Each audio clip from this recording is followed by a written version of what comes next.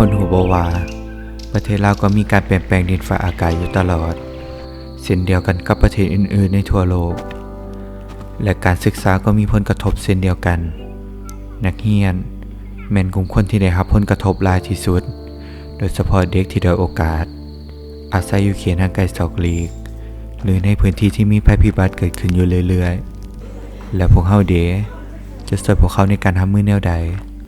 ยุ่งยากนักเรียนเฮามาโรงเรียนบ่ได้ย้อนหยังฝนตกน้ำท่วมคือว่าชุมชนหรือว่านักเรียนเนาะเพิ่นบ่ทันได้ฮู้ว่าการเปลี่ยนแปลงของสภาพดินฟ้าอากาศมันเป็นแนวใดแต่กี้มันอากาศร้อนเฮาบ่มีพัดลมบ่มีเพดานหรือว่าเวลาที่ว่าฝนตกเนาะเฮ็ดให้น้องน้อยนักเรียนที่ว่ากระเจ้าไปโรงเรียนนั้นมีความลำบากน้ำมันท่วมเฮาเลยขาดโรงเรียนมาโรงเรียนบ่ได้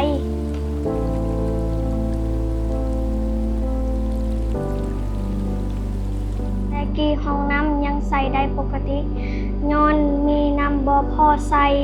อนามัยห้องน้ำเลยเปื้อนและเพใส่งานบ่ได้เฮ็ดให้เฮาบ่อยากมาโรงเรียนแล้วพวกน้องเหล่านี้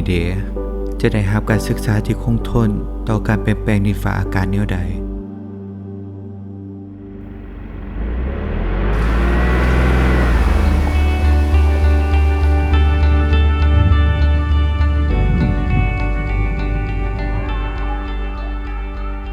การมีส่วนร่วมของนักเรียนเนาะส่วนหลายข้าเจ้าในกิจกรรมที่ออกมานี้ก็ออกมาจากแผนของนักเรียนเองเนาะการบอกเราพันหุท้ายเนาะเพื่อดึงเอาความคิดของข้าเจ้าเนาะว่าข้าเจ้าอยากเฮ็ดหยังอยากเปลี่ยนแปลงหยังอยู่ในสภาพแวดล้อมของโรงเรียนของข้าเจ้าครับและก็การรับมือเกี่ยวกับการเปลี่ยนแปลงของดินฟ้าอากาศเนาะโดยเฉพาะแม่นฝนตกหนักทางคณะอำนาจการปกครองเพิ่นก็ได้ระดมตื่มให้พ่อแม่นักเรียนนั้นให้มีสติระวังตัว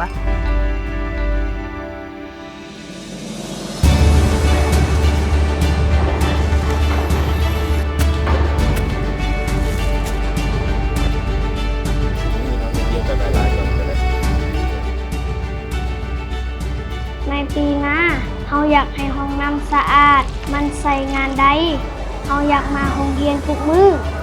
เพิ่นก็ได้ปรับปรุงหอพักบ่อยู่บ่นอนและสนอง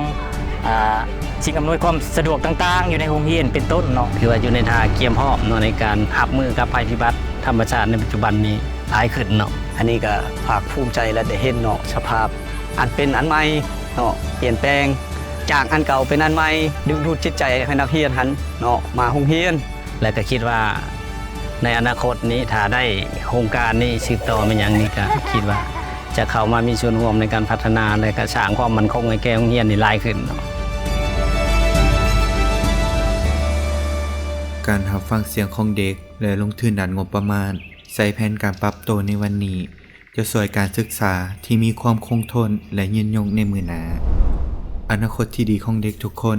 แม้นเกิดขึ้นได้โดยการมีส่วนร่วมของพวกเราทุกคน